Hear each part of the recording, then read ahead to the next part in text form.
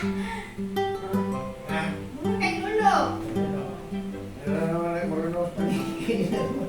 Ganito ko pinapatulog ang baby namin. Shh. Uy. Lambing-lambing ng baby namin.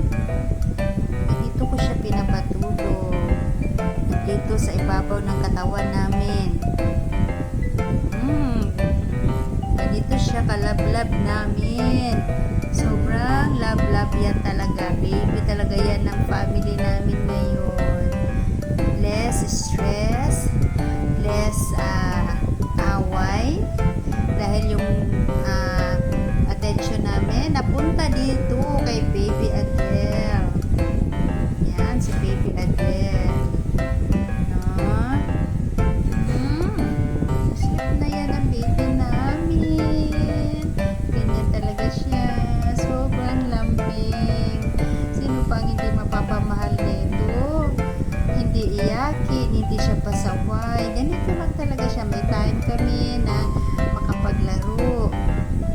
Yan, may time din siya na naglalaro kami. Tapos, pag ganitong hapon na, ayan, gusto na yan matulog. Yan, ganito ang baby Adele namin. Sobrang love-love talaga yan. Sobrang love-love. Pag